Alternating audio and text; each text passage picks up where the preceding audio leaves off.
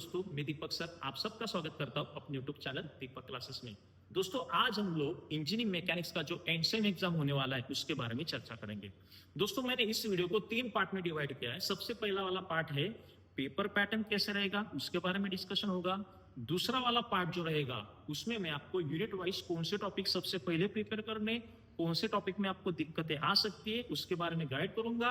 और सबसे लास्ट वाले पार्ट में आपको मॉडल क्वेश्चन पेपर मतलब सैंपल क्वेश्चन पेपर प्रोवाइड करूंगा। तो दोस्तों, सबसे पहले पार्ट में हम लोग पेपर पैटर्न समझ लेते हैं कि मैकेनिक्स का पेपर पैटर्न किस प्रकार हो सकता है। तो सबसे पहला वाला क्वेश्चन जो है वो मल्टीपल चॉइस क्वेश्चन रहेगा, जिसमें आपको हर एक मिनट के ऊपर 2-2 मार्क का क्वेश्चन दिखाई देगा। सिलेबस में दोस्तों 5 यूनिट्स होते हैं, तो 5 यूनिट के 5 क्वेश्चन, 5 यूनिट के ऊपर हर एक यूनिट के ऊपर एक एक क्वेश्चन, मतलब 5 यूनिट का 5 क्वेश्चन, हर क्वेश्चन का वेटेज 2 मार्क्स। तो ऐसा टोटल पहला क्वेश्चन 10 मार्क का रहने वाला है। तो दोस्तों, हर एक यूनिट के ऊपर एक एक क्वेश्चन जो रहने वाला है वो कंपलसरी रहने वाला है, उसका 2 मार्क का वेटेज। तो टोटल पहला जो क्वेश्चन रहेगा एमसीक्यू वो 10 मार्क का रहेगा। उसके बाद लॉन्ग क्वेश्चन में आपको 5 क्वेश्चन देखने को मिलेंगे। ये जो लॉन्ग क्वेश्चन का फॉर्मेट है उसमें हर एक यूनिट के ऊपर एक एक क्वेश्चन आपको वहां पे देखने को मिलेगा। यूनिट 1 के ऊपर क्वेश्चन 2 रहेगा, यूनिट 2 के ऊपर क्वेश्चन 3 रहेगा, यूनिट 3 के ऊपर क्वेश्चन 4, यूनिट 4 के ऊपर क्वेश्चन 5 और यूनिट 5 के ऊपर क्वेश्चन 6। अच्छी बात यह है कि उन्होंने 5 यूनिट के जो क्वेश्चंस एक एक क्वेश्चन रखे उसमें 4 सब क्वेश्चंस रखे हैं ए बी सी डी, और 4 में से आपको खाली 2 क्वेश्चन अटेम्प्ट करना है। You have to attempt any two given question, any two question from given 4 question. तो 4 में से कोई भी 2 क्वेश्चन आपको वहां पे अटेम्प्ट करना है। तो दोस्तों, आपके पास वहां पे चॉइस मिलता है कि आप कौन सा क्वेश्चन वहां पे अटेम्प्ट करें। जिस टॉपिक में आपको कॉन्फिडेंस है, जिस टॉपिक की आपने अच्छे से प्रैक्टिस की हुई है, वही क्वेश्चन आप वहां पे उठाओ, उसको सॉल्व करो। हर क्वेश्चन का वेटेज 6 मार्क है, तो 2 क्वेश्चन आपको अटेम्प्ट करने, तो 2 क्वेश्चन मल्टीप्लाई बाय 6 मार्क्स, तो आपको हर एक मिनट वहां पे 12 मार्क्स के लिए अटेम्प्ट करना है। तो ये 12 मार्क्स का हर एक मिनट के लिए वेटेज आपको लॉन्ग क्वेश्चन में दिखाई देगा। 12 मार्क्स मल्टीप्लाई बाय 5 मिनट्स होता है 60 marks, 12 marks multiply by 5 minutes होता है 60 मार्क्स, 60 मार्क्स प्लस ऑब्जेक्टिव के 10 मार्क्स, ऐसा टोटल 70 मार्क्स का पेपर रहने वाला है। तो दोस्तों, मजे की बात इसमें यह है कि आपको खाली 2 क्वेश्चन ही वहां पे अटेम्प्ट करना है 4 में से। तो कौन से 2 क्वेश्चन कौन सी मिनट में से आपने पहले प्रिपेयर करना चाहिए और कौन से टॉपिक के क्वेश्चन अपने बाद में लेने चाहिए। तो ये जो स्मार्ट वर्क है, कौन सा टॉपिक प्रिपेयर करना है, कौन से टॉपिक के कौन से क्वेश्चन करने हैं, कौन से टॉपिक को स्किप करना है, उसके बारे में अभी आपको एक्सप्लेन करूंगा। लेकिन उससे पहले आपको एक पेपर पैटर्न समझ में आ रहा है क्या? देखो दोस्तों, अभी यूनिट 1 में कौन से क्वेश्चंस पढ़ने वो देखते हैं। यूनिट 1 में सबसे पहले आपको लॉ ऑफ पैरेललोग्राम पढ़ना है। लॉ ऑफ पैरेललोग्राम क्या होता है? अगर कोई भी 2 कंकरेंट फोर्सेस किसी भी 2 साइड्स को रिप्रेजेंट करते होंगे, पैरेललोग्राम के किसी भी 2 साइड्स को रिप्रेजेंट करते होंगे, तो उसमें से जाने वाला डायगोनल रिजल्टेंट होता है। तो दोस्तों, उस रिजल्टेंट का मैग्नीट्यूड डायरेक्शन का फॉर्मूला रट लो, क्योंकि इसके ऊपर का एमसीक्यू आने वाला है। इसके ऊपर लॉन्ग क्वेश्चन आने का चांस कम रहता है, लेकिन हाँ, मैं आपको एक क्वेश्चन देके रखता हूं, उसको पक्का प्रिपेयर करके जाना। लॉन्ग क्वेश्चन में आपको प्रीवियस पेपर में एक क्वेश्चन देखने को मिल जाएगा जिसमें बीच में रिजल्टेंट है, ऊपर एक फोर्स पी है, नीचे एक फोर्स क्यू है, पी का एंगल अल्फा, क्यू का एंगल बीटा, या फिर पी का एंगल बीटा और क्यू का एंगल अल्फा दिया होगा। तो उस क्वेश्चन में आप लॉ ऑफ पैरेललोग्राम यूज कर सकते हो। तो इस क्वेश्चन को आप पक्का प्रिपेयर करके जाएंगे, क्योंकि मुझे लगता है अगर लॉ ऑफ पैरेललोग्राम का लॉन्ग क्वेश्चन आपने, तो यही क्वेश्चन पेपर में आपको देखने को मिल जाएगा। ये क्वेश्चन कहाँ पे देखने को मिलेगा आपको प्रीवियस क्वेश्चन पेपर में ये क्वेश्चन आपको मिल जाएंगे देखने को। इस टाइप के क्वेश्चन पक्का पढ़ लेना, क्योंकि लॉन्ग क्वेश्चन आया तो यही क्वेश्चन आएगा। दूसरा पार्ट मैंने यहाँ पे लिखा है रिजल्टेंट। रिजल्टेंट में दोस्तों 3 पार्ट है, कंकरेंट, नॉन कंकरेंट और पैरेलल।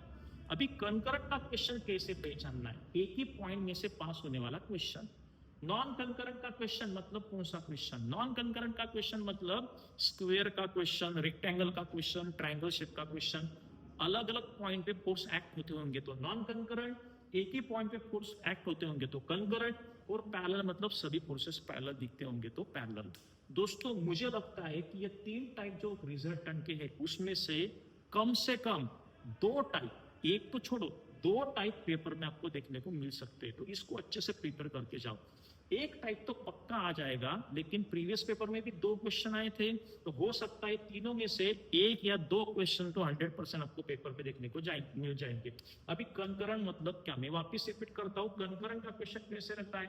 आपको ये एक्सिस दिया जाएगा, एक्स एक्सिस और वाई एक्सिस, उसमें अलग अलग फोर्सेस दिए जाएंगे। जैसे कि ये दिया 50 न्यूटन, ये दिया है 30 न्यूटन, इसका यहाँ पे डिस्टेंस देके रखा है 2/3 और नीचे दिया है 10 न्यूटन। तो ये तीन फोर्सेस का जो सिस्टम है वो कंकरेंट सिस्टम है। क्यों? क्योंकि ये तीनों फोर्सेस जो है वो एक ही पॉइंट पे एक्ट हो रहे हैं, मतलब ये कंकरेंट फोर्स सिस्टम है। तो आपको ये प्रॉब्लम को कैसे सॉल्व करना पड़ेगा, आप इसको रिजॉल्व कर देंगे। इसका एंगल दिया रहेगा 30 डिग्री, तो 50 cos 30 50 sin 30। इसका एंगल निकालेंगे tan थीटा का formula opposite side upon adjacent side. Angle निकालने के बाद इसको भी रिजॉल्व करेंगे along X and Y. Summation F X निकालेंगे, समेशन एफ वाई निकालेंगे, बाद में रिजल्टेंट निकालेंगे। तो इस टाइप का क्वेश्चन को बोलते हैं कंकरेंट। नॉन कंकरेंट का क्वेश्चन मतलब कौन सा क्वेश्चन, मैंने अभी बताया। नॉन कंकरेंट का क्वेश्चन मतलब स्क्वायर का क्वेश्चन, रेक्टेंगल का क्वेश्चन या ट्रायंगल का क्वेश्चन। स्क्वायर शेप में आपको फोर्स एक्ट होते होंगे, दिखेंगे।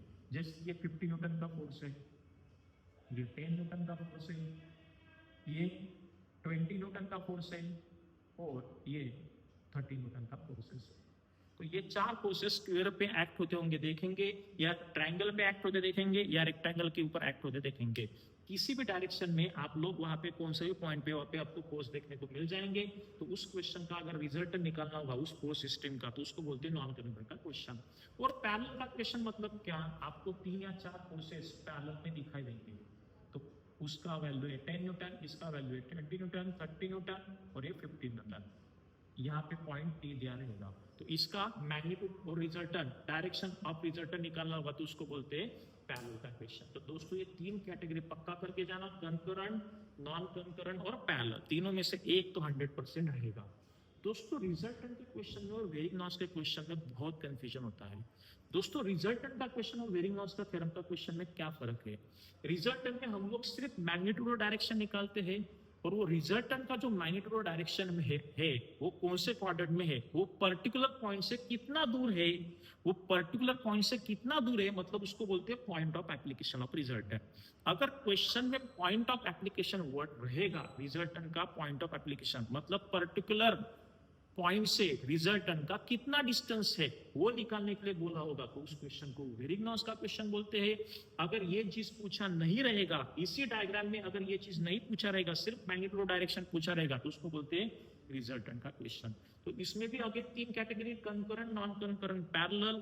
कंकरेंट, नॉन कंकरेंट, पैरेलल मतलब वेरिंग-नॉच के क्वेश्चन ऐसे ही रहते हैं, सिर्फ उसमें एडिशनल पार्ट क्या होता है, रिजल्टेंट पर्टिकुलर पॉइंट से कितना दूर है वो ढूंढना पड़ता है। वेरिंग-नॉच थ्योरम क्या होता है, सभी फोर्सेस का मोमेंट का एडिशन इक्वल टू रिजल्टेंट का मोमेंट। तो वो फॉर्मूला का यूज करते हुए आप लोग वो रिजल्टेंट का डिस्टेंस निकाल सकते हो। तो दोस्तों ये दो टॉपिक को पक्का करके जाना, कौन सा, रिजल्टेंट और वेरिंग-नॉच थ्योरम 101% वहां पे आपको देखने को मिल जाएंगे। ये दोनों टॉपिक में कौन कौन से कैटेगरी पढ़ेंगे, कंकरेंट, नॉन कंकरेंट और पैरेलल। उसके बाद मैंने लिखा है moment of force. Moment of force क्या होता है, force into perpendicular distance. Of course moment पता रहेगा तो वेरिंग-नॉच आपको आता होगा।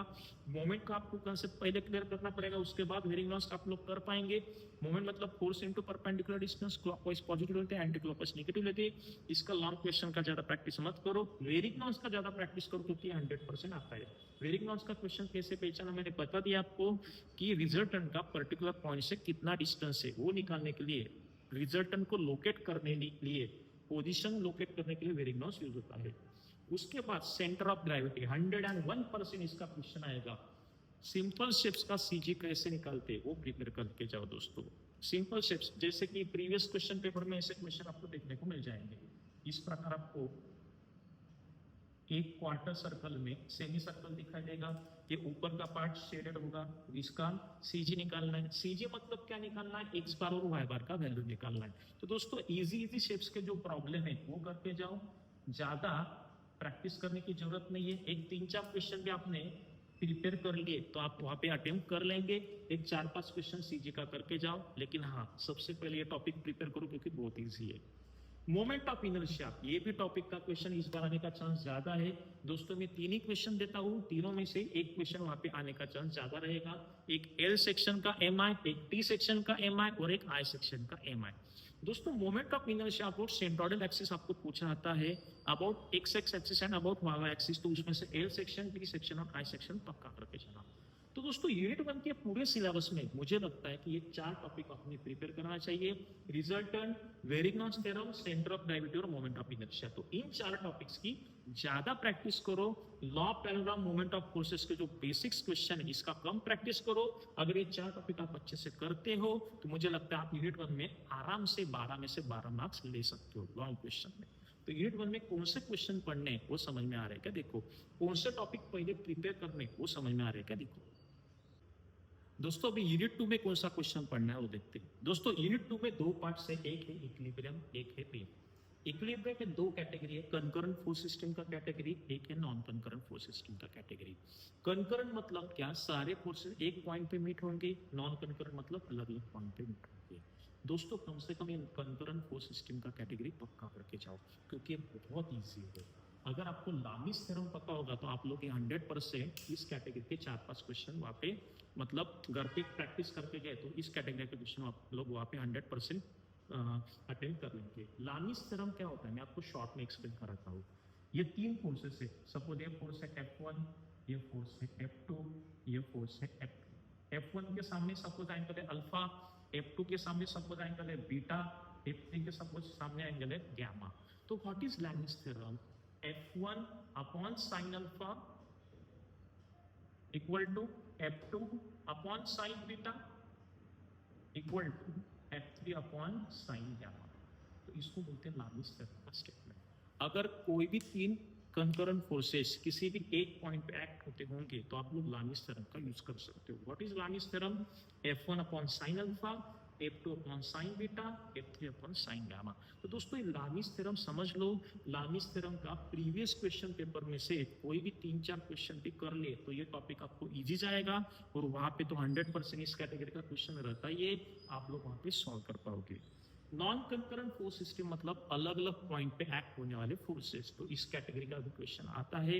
लेकिन मैं आपको सजेस्ट करूंगा कि लामिस थ्योरम का क्वेश्चन और ये 2 कैटेगरी बीम के कैटेगरी क्वेश्चन पहले सॉल्व करो। अभी बीम में 2 कैटेगरी के क्वेश्चन है। सिंपल वाला क्वेश्चन मतलब सिर्फ सपोर्ट रहने वाला क्वेश्चन और सपोर्ट के साथ साथ लोड रहने वाला क्वेश्चन। दोस्तों जनरली हिंज सपोर्ट और रोलर सपोर्ट का क्वेश्चन पेपर में आता है। हिंज सपोर्ट मतलब 3 सपोर्ट। ये हिंज सपोर्ट कैसे रहता है? कुछ इस प्रकार उसका सिंबल है, ये भी सिंबल हिंज सपोर्ट का रहता है। इसको 3 सपोर्ट भी बोलते हैं दोस्तों। तो दोस्तों ये जो हिंज सपोर्ट होता है इस पे रिएक्शन के 2 कंपोनेंट होते हैं, along X direction and along Y direction. जैसे कि ये अगर ये पॉइंट है तो यहाँ पे आएगा एक्स और नीचे से आएगा ए वाई। और रोलर सपोर्ट जो होता है वो इसके बीच में अगर आपने रोलर डाल दिया तो उसको रोलर सपोर्ट बोलते हैं। तो रोलर सपोर्ट का सिंबल कुछ इस प्रकार होता है। तो सिंपल अगर सर्कल का सिंबल अगर इसके बीच में आ गया तो उसको रोलर सपोर्ट बोलते हैं, या फिर सिंबल ऐसा सर्कल का सिंबल अगर दिख गया तो वो भी रोलर सपोर्ट होता है। तो रोलर सपोर्ट का सिंबल 3 प्रकार का होता है। हिंज या पिन सपोर्ट का सिंबल 2 प्रकार का होता है। रोलर सपोर्ट में आप लोग डायरेक्ट रिएक्शन दिखाते हो परपेंडिकुलर टू सरफेस, और हिंज और पिन सपोर्ट में रिएक्शन के कंपोनेंट दिखाते हैं। तो हिंज सपोर्ट के सिंबल मैंने यहाँ पे निकाले, रोलर सपोर्ट के सिंबल मैंने यहाँ पे निकाले। हिंज को ही पिन बोला जाता है, पिन एट ए। तो यहाँ पे 2 कंपोनेंट आएगा रिएक्शन का, एक्स और ए वाई। रोलर मतलब इस प्रकार का symbol, reaction is directly perpendicular to surface. तो इस सपोर्ट्स का एक सिंपल वाला बीम का क्वेश्चन होता है दोस्तों, बहुत इजी होता है, पक्का कर लेना। प्रीवियस 3-4 पेपर में से भी अगर आपने 1-2 क्वेश्चन सॉल्व कर लिए तो आपको कॉन्फिडेंस आने वाला है। दोस्तों बीम का क्वेश्चन जिसमें सपोर्ट तो रहेंगे लेकिन उसके साथ साथ लोड भी रहेंगे। What is the meaning of UDL? UDL मतलब क्या? रेक्टेंगुलर लोड, इसको बोलते हैं यूडीएल।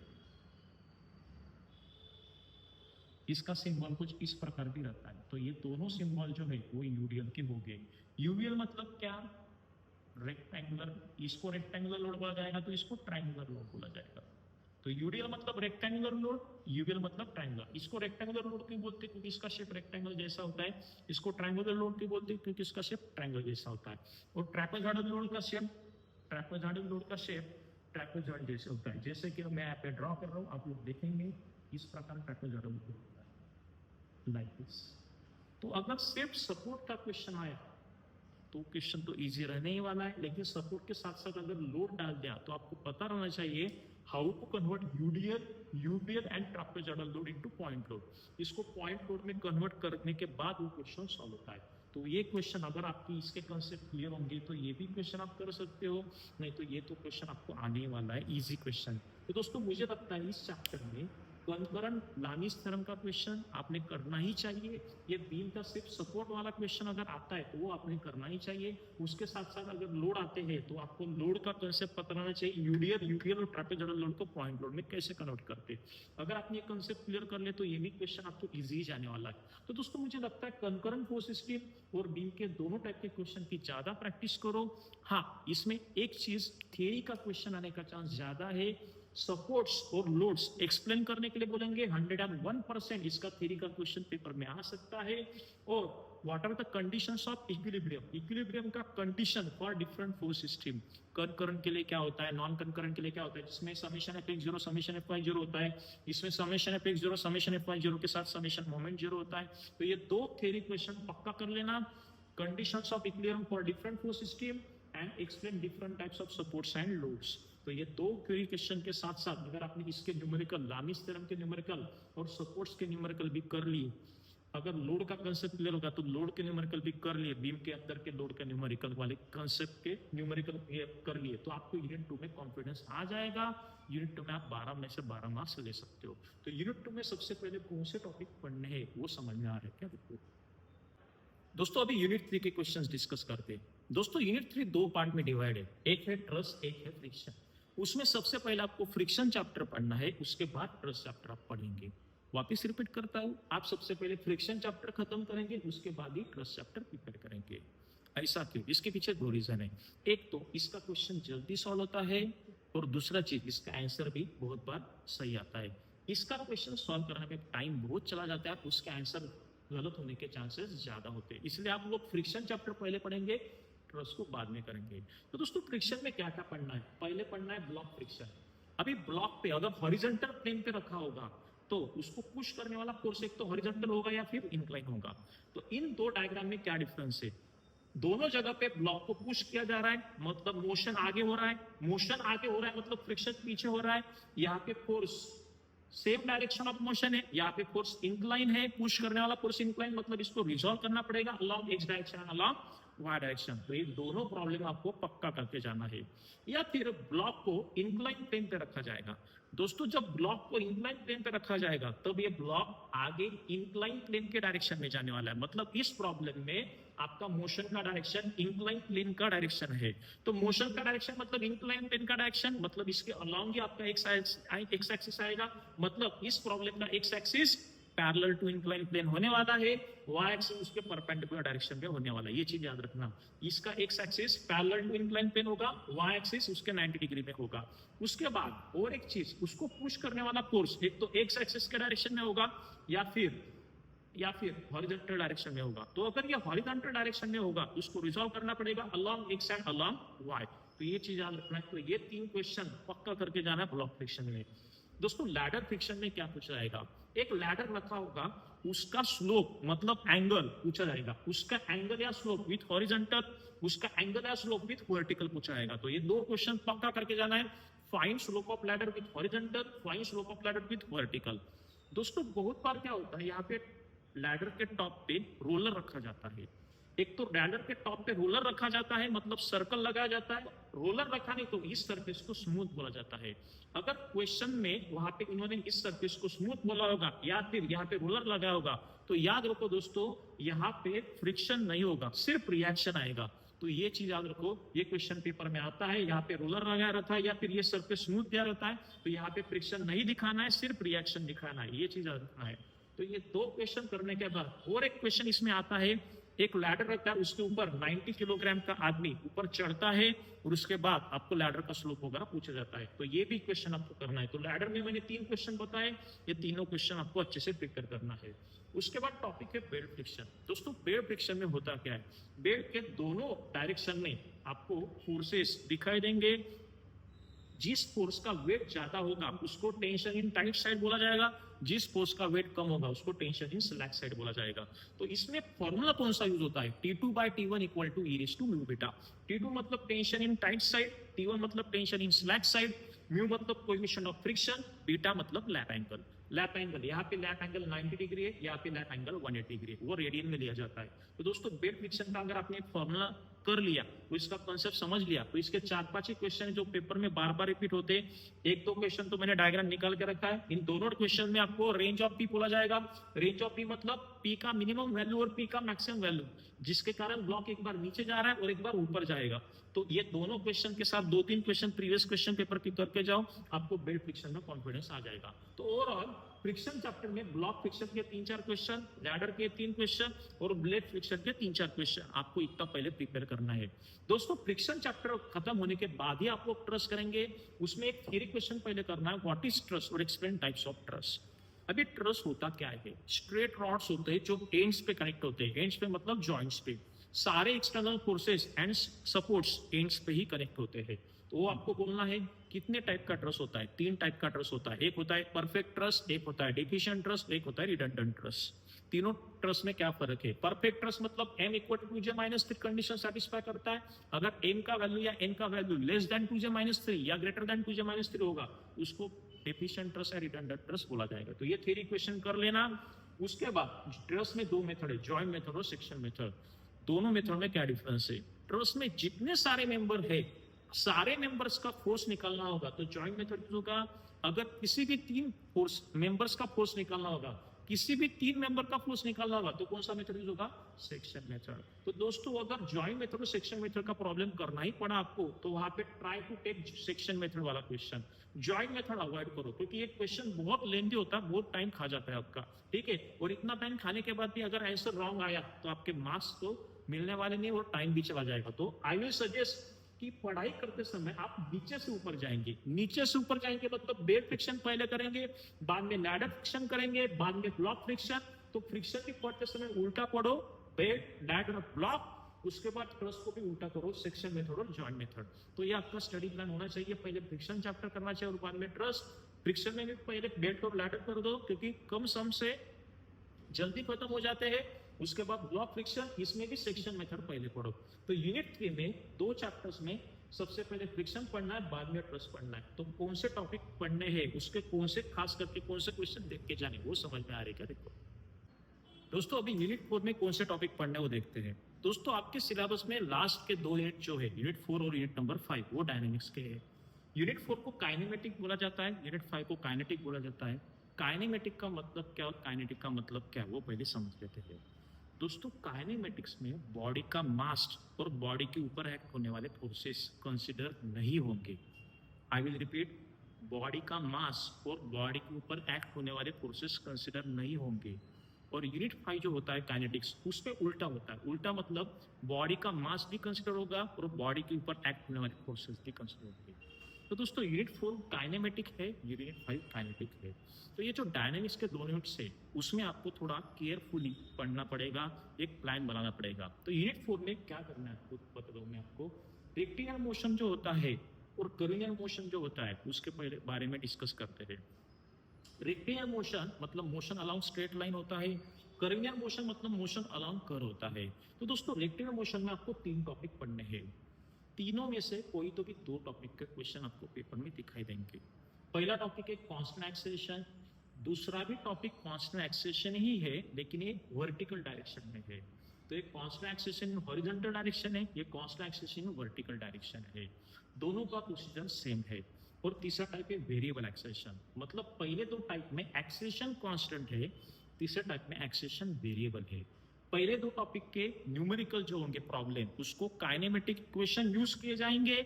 तीसरे टाइप में डेरिवेटिव इंटीग्रेशन का प्रोसेस यूज होगा।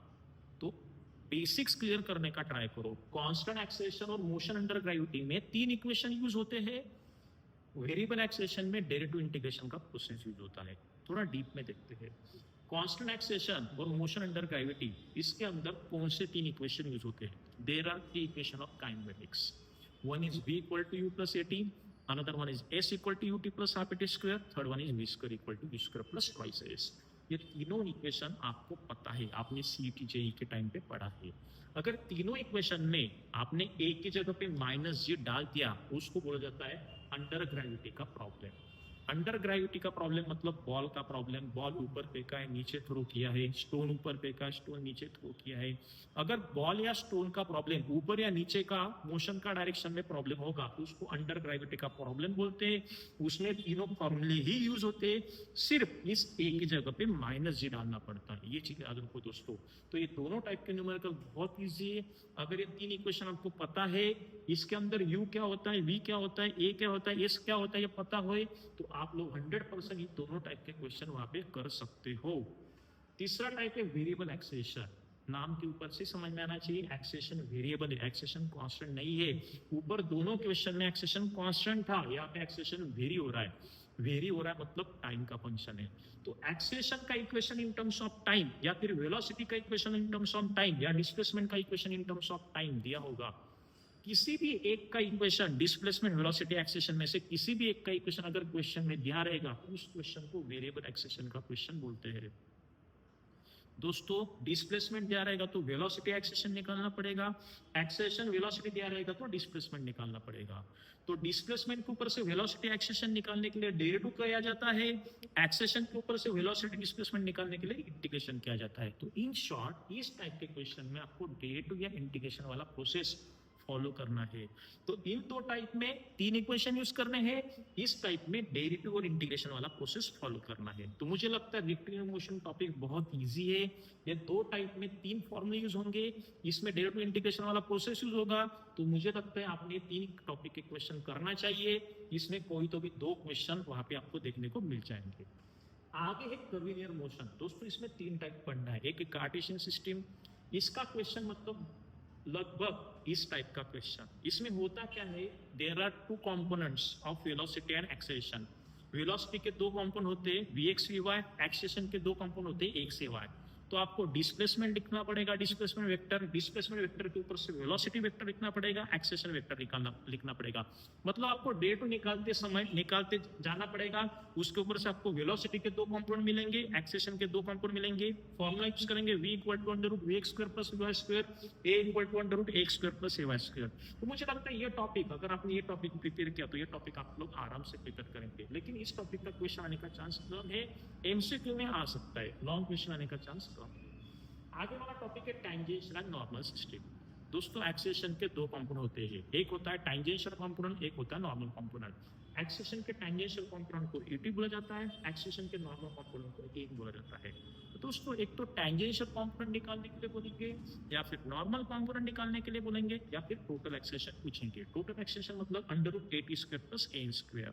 तो 101% इस टाइप का क्वेश्चन वहां पे गारंटेड रहेगा, ये टॉपिक पक्का करके जाना है। आगे का टॉपिक है प्रोजेक्ट टाइप मोशन।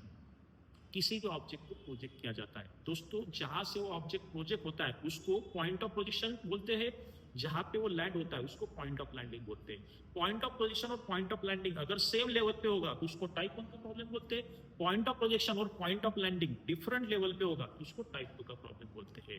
तो टाइप 1 का क्वेश्चन तो बहुत ईजी है। सेम लेवल का प्रॉब्लम अगर होगा, प्रोजेक्शन पॉइंट और लैंडिंग पॉइंट सेम लेवल पे होगा, तो रेंज और हाइट, मैक्सिमम हाइट कैसे निकालते एक बार देख लो। एक सिंपल वाला फॉर्मूला है, वो लर्न कर लिया तो आपका ये टाइप 1 हो जाएगा। और अगर पॉइंट ऑफ प्रोजेक्शन और point of landing different level पे होगा तो वहां पे ट्राइजेक्टरी इक्वेशन यूज होता है। तो उसमें वेलोसिटी पूछा आएगा, एंगल ऑफ प्रोजेक्शन पूछा आएगा, डिस्टेंस इन हॉरिजॉन्टल डायरेक्शन और वर्टिकल डायरेक्शन पूछा आएगा। तो ये दो टाइप प्रोजेक्टाइल मोशन के आपको करने हैं। तो मुझे लगता है कर्वीलिनियर मोशन में नीचे वाले जो दो टाइप्स है उसके क्वेश्चन पेपर में रहेंगे। तो ये दो क्वेश्चन, उसमें से दो क्वेश्चन, ऐसे टोटल 4 क्वेश्चन आपको देखने को मिल जाएंगे, जिसमें से आपको 2 अटेंड करना है। दोस्तों इसमें से बहुत सारा पार्ट आपको CET और JEE में हो चुका है, तो मुझे लगता है आपने प्रिपरेशन करना चाहिए। एटलीस्ट रेक्टिलिनियर मोशन तो कर लो, क्योंकि ये बहुत ईजी है। इसके ऊपर से 1-2 क्वेश्चन आपको मिल जाएंगे। अगर इसके कंसेप्ट क्लियर होंगे टैंजेंशियल, नॉर्मल, प्रोजेक्टाइल के, तो ये भी क्वेश्चन आप निपटा सकते हो। मुझे लगता है आपने इस प्रकार से पढ़ाई किया, ये टॉपिक और ये 2 टॉपिक कर लिया तो आप अच्छा स्कोर कर सकते हो। तो यूनिट 4 में कौन से टॉपिक पढ़ने हैं वो समझ में आ रहा है क्या? दोस्तों अभी यूनिट 5 के कौन से क्वेश्चंस पढ़ने हैं वो देखते हैं, कौन से टॉपिक पहले करने वो देखते हैं। यूनिट 5 जो है वो डायनामिक्स के अंदर का सेकंड पार्ट काइनेटिक्स थी। यूनिट 4 जो था वो काइनेमेटिक्स था। उसमें बॉडी का मास और फोर्सेस कंसीडर नहीं किया था, इसमें बॉडी का मास भी कंसीडर करना है और बॉडी के ऊपर एक्ट होने वाले फोर्सेस भी कंसीडर करने हैं। इसमें 6 टॉपिक्स है जो मैंने बोर्ड के ऊपर लिखे हैं। वो पहले इसका कंसेप्ट समझ लेते हैं, उसके बाद कौन से टॉपिक इजी है वो मैं आपको गाइड करूंगा। सबसे पहले मैंने लिखा है Newton second law of motion. दोस्तों ये टॉपिक बहुत इजी है, आपको पता है न्यूटन सेकंड लॉ क्या होता है, force is the product of mass and acceleration. तो F इक्वल टू ma के ऊपर से ही न्यूटन सेकंड लॉ बना है, summation Fx equal to mx और summation Fy equal to may। तो मुझे लगता है ये क्वेश्चन, इसका क्वेश्चन इजी वो आपने करना चाहिए। डीअलेम्बर्ट प्रिंसिपल के दो टाइप के क्वेश्चन होते हैं, रेक्टिलिनियर मोशन और कर्वीलिनियर मोशन। रेक्टिलिनियर मोशन के अंदर का डीअलेम्बर्ट प्रिंसिपल का स्टेटमेंट है समेशन Fx0 समेशन Fy0, और कर्वीलिनियर मोशन के अंदर डीअलेम्बर्ट प्रिंसिपल होता है समेशन फोर्सेस अलोंग टेंजेंशियल और summation forces along normal direction equal to 0। Rectilinear motion का क्वेश्चन इजी होता है, सिंपल ब्लॉक दिया जाता है, ब्लॉक को कोई तो भी फोर्स पुश करता है, तो इसमें आपको आगे जाके वेलोसिटी टाइम निकालना पड़ता है। तो उसमें वेलोसिटी टाइम एक्सेलरेशन डिस्प्लेसमेंट ये क्वांटिटी यूज होगा, मतलब समझ जाने का वो प्रॉब्लम फ्रिक्शन का नहीं है, वो डीअलेम्बर्ट प्रिंसिपल का है। उसमें तीन काइनेमेटिक इक्वेशन यूज होंगे। तीन काइनेमेटिक इक्वेशन मैंने आपको पिछले यूनिट में पढ़ा है, v equal to u plus a t, s equal to u t plus half d square और v square equal to u square plus twice s. तो रेक्टिलिनियर मोशन का डीअलेम्बर्ट प्रिंसिपल का क्वेश्चन थोड़ा इजी होता है। कर्वीलिनियर मोशन में अगर आपने एक बड़ी निकाल पाया, आप डायग्राम निकाल पाए, कर्वीलिनियर मोशन मतलब क्या, बॉब और पेंडुलम का प्रॉब्लम जो ऐसे अलोंग कर्व मूव होता है, उसमें अगर आपने एफबीडी निकाला तो आप लोग के फॉर्मूला यूज करके summation of force along tangential और summation of force along normal direction equal to 0, ये फॉर्मूला यूज करके आप उस प्रॉब्लम को सॉल्व कर सकते हो। तो दोस्तों डीअलेम्बर्ट प्रिंसिपल का एटलीस्ट रेक्टिलिनियर मोशन तो कर लेना, कर्वीलिनियर मोशन का कांसेप्ट क्लियर होगा तो आप लोग ये भी क्वेश्चन कर सकते हो। उसके बाद नेक्स्ट टॉपिक है वर्क एनर्जी प्रिंसिपल। कोई भी ऑब्जेक्ट जब एक पोजीशन से दूसरे पोजीशन मूव होता है तो वर्क डन जो होता है वो काइनेटिक एनर्जी का डिफरेंस होता है। तो total work done is nothing but kinetic energy का difference, final kinetic energy minus initial kinetic energy.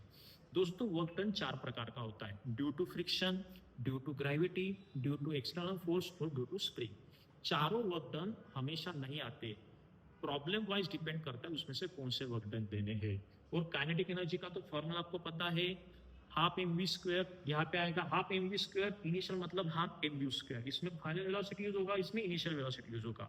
तो मुझे लगता है वर्क एनर्जी प्रिंसिपल का क्वेश्चन भी इजी है। Total work done is nothing but change in kinetic energy, formula याद रखो, कंसेप्ट क्लियर करो, आप लोग इसके क्वेश्चन भी कर सकते हो। Impulse momentum principle. दोस्तों इंपल्स क्या होता है, फोर्स और टाइम का प्रोडक्ट होता है। फोर्स इंटू टाइम मतलब इंपल्स, मोमेंटम मतलब mass into velocity. Impulse is nothing but change in momentum. That is what impulse momentum principle. I will repeat. Impulse is the nothing but change in momentum. Impulse is change in momentum. मतलब final momentum minus initial momentum. Impulse के फॉर्मूले दो है, एक है summation F T और एक दूसरा है integration of F D T. इसमें से कौन सा फॉर्मूला यूज करना है कैसे डिसाइड होगा, अगर एक कांस्टेंट होगा तो ये फॉर्मूला यूज होगा, एक is a function of time होगा तो ये फॉर्मूला यूज होगा। चेंज इन मोमेंटम मतलब final momentum minus initial momentum. तो दोस्तों अगर ये कॉन्सेप्ट क्लियर होगा तो आप इंपल्स मोमेंटम प्रिंसिपल की क्वेश्चन भी कर सकते हो। कोएफिशिएंट ऑफ रेस्ट्रिक्शन, ये टॉपिक बहुत इजी है। एक बॉल होता है, उसका ओरिजिनल हाइट h1 है, वो नीचे गिरता है तो पहला बाउंस लेता है तो उसका हाइट h2 होता है, तो उसका कोएफिशिएंट ऑफ रेस्ट्रिक्शन पूछेंगे। तो उसका फॉर्मूला है height of second bounce upon original height, h2 upon h1। ये फर्स्ट बाउंस का हाइट है और ये ओरिजिनल हाइट है। तो E equal to under root h2 by h1 या फिर E equal to under root h3 by h2, इस फॉर्मूले के ऊपर के क्वेश्चन को कोएफिशिएंट ऑफ रेस्ट्रिक्शन का क्वेश्चन बोलते हैं, जो कि बहुत इजी होता है। अगर इस टाइप का क्वेश्चन पेपर में आता तो आपको आराम से मार्क्स मिलने वाले, इसलिए इस टाइप का क्वेश्चन पक्का कर लेना, बहुत इजी क्वेश्चन है। Law of conservation of momentum, इसमें टाइप्स ऑफ इंपैक्ट पढ़ने हैं। दोस्तों 3 से 4 टाइप के इंपैक्ट होते हैं, एक होता है परफेक्टली इलास्टिक, एक होता है सेमी इलास्टिक, एक होता है प्लास्टिक इंपैक्ट। तो परफेक्टली इलास्टिक, सेमी इलास्टिक और प्लास्टिक इंपैक्ट में आपको law of conservation of momentum का फॉर्मूला पढ़ना है। What is law of conservation of momentum? Total momentum before impact equal to total momentum after impact. Momentum का मैंने मतलब बताया था मास इनटू वेलोसिटी। तो ये before impact initial velocity use होगा, after impact final velocity use होगा। दो बॉल एक दूसरे को टकराएंगे तब उसका इनिशियल वेलोसिटी यूज होगा, आफ्टर इंपैक्ट उसका वेलोसिटी चेंज होगा तो यहाँ पे फाइनल वेलोसिटी यूज होगा। तो दो बॉल, दो कार एक दूसरे को टकराने का प्रॉब्लम मतलब law of conservation of momentum का प्रॉब्लम, उसमें वो लॉ क्या है, total momentum before impact equal to total momentum after impact. उसके साथ ये ई वाला फॉर्मूला भी है, v2 minus v1 upon u1 minus u2। तो दोस्तों मुझे लगता है ये दोनों फॉर्मूले के कॉम्बिनेशन का प्रॉब्लम 100% पेपर में रहेगा और बहुत इजी भी है। इसका बेसिक कंसेप्ट क्लियर कर लो, आपको इसके मार्क्स मिल जाएंगे। तो दोस्तों यूनिट 5 बहुत लोगों को डिफिकल्ट जाता है। जिनको यूनिट 5 डिफिकल्ट जाता है और जिनका प्रिपरेशन अभी तक नहीं हुआ है, उनको मैं सजेस्ट करूंगा कि ये लास्ट के 2 टॉपिक्स आप पहले करो। कोई भी ऑफ रेस्टिट्यूशन मतलब types of impact, law of conservation of momentum के प्रॉब्लम, इस कॉम्बिनेशन का प्रॉब्लम, ये पहले करो। इसके बाद ये पहले 2 टॉपिक करो आप, न्यूटन सेकंड लॉ और डी एलम्बर्ट के क्वेश्चन, और सबसे लास्ट में अंदर के 2 टॉपिक लो, वर्क एनर्जी प्रिंसिपल और इम्पल्स मोमेंटम प्रिंसिपल। इसके पीछे रीजन ये है कि ये 2 टॉपिक आपके जल्दी खत्म होंगे, ये 2 टाइप आपका थोड़ा टाइम लेगा, और ये 2 टाइप के प्रॉब्लम तो बहुत सारे बनते हैं, ये शुरू तो होंगे लेकिन खत्म नहीं होंगे, इतने सारे प्रॉब्लम इस 2 टाइप में बनते हैं। तो ये 2 टाइप पहले खत्म करो, इन 2 टाइप को बाद में लो, और सबसे लास्ट में ये 2 टाइप आप लोग करने वाले हो। तो मुझे लगता है यूनिट 5 का प्रिपरेशन कैसे करना है आपको समझ में आ रहा है। तो इस प्रकार से अगर आपने यूनिट 5 प्रिपेयर किया तो मुझे लगता है आप लोग आराम से 2 क्वेश्चन वापस सॉल्व कर लेंगे और 12 मार्क्स ले लेंगे। तो यूनिट 1 टू यूनिट 5 आपने कौन से टॉपिक पहले पढ़ने चाहिए, उसके कौन से क्वेश्चन पढ़ने, वो आपको समझ में आ रहा है क्या? देखो, इसके बाद आपको 2 paper model sample question paper मिलेंगे, वो सॉल्व करके आपको पेपर को जाना है। दोस्तों, ये जो हमने सिलेबस देखा यूनिट 1 टू यूनिट 5, अभी पहले 3 यूनिट स्टैटिक्स के थे, लास्ट के 2 यूनिट डायनेमिक्स के हैं। पेपर आने के बाद आपका प्लस पॉइंट क्या है वो आइडेंटिफाई करो। आप स्टैटिक्स में आपने कौन से टॉपिक अच्छे से पढ़े, डायनामिक्स में कौन से टॉपिक अच्छे से पढ़े, वो देखो, उसके हिसाब से पहले क्वेश्चन अटेंड करो। मुझे लगता है अगर आपने डायनामिक्स पढ़ा होगा यूनिट 4 और यूनिट 5, तो पहले आपने डायनामिक्स लेना चाहिए, क्योंकि डायनामिक्स टाइम कम लेता है सॉल्व करने में और आंसर जल्दी आ जाते हैं। आंसर जल्दी भी आते हैं और आंसर करेक्ट भी आते हैं। अगर आपने स्टैटिक्स वाले पार्ट्स पहले ले लिए तो आपको डायनेमिक्स को टाइम नहीं मिलेगा। रिमेंबर, एक पेपर आप घर पे टाइम लगा के सॉल्व करके देखना हो, तो आपको समझ आ जाएगा कि आपको डायनेमिक्स में टाइम कम पड़ रहा है। तो अगर आपने यूनिट 4 यूनिट 5 अच्छे से प्रिपेयर किया होगा तो यूनिट 4 यूनिट 5 पहले लो। अगर नहीं किया होगा तो कोई ऑप्शन नहीं, आपको पहले 3 यूनिट वहां पे लेने पड़ेंगे। यूनिट 4 यूनिट 5 के जो क्वेश्चन आपको आते होंगे, अगर आपने वो पहले कर लिए तो आपको कम टाइम में ज्यादा मार्क्स आपको मिल सकते हैं। तो मुझे लगता है डायनामिक्स पहले लेना चाहिए और बाद में स्टैटिक्स अपने पेपर में लेना चाहिए। आप लोग एक काम करो, मैंने आपको 2 क्वेश्चन पेपर दे के रखे हैं, उसमें से एक पेपर आप टाइम लगा के सॉल्व करके देखो घर पे, आपको टाइम मैनेजमेंट समझ में आ जाएगा। तो 5 मिनट के कौन से टॉपिक करने वो समझ में आ रहा है क्या? देखो, इसके बाद आपको 2 क्वेश्चन पेपर मिल जाएंगे, वो आप सॉल्व करके पक्का चले जाना। तो आई होप आपको इस वीडियो से हेल्प मिलेगा मैकेनिक्स में स्कोर कैसे करना है। तो आज यहाँ पे रुकते, मिलेंगे नेक्स्ट वीडियो में। Thank you.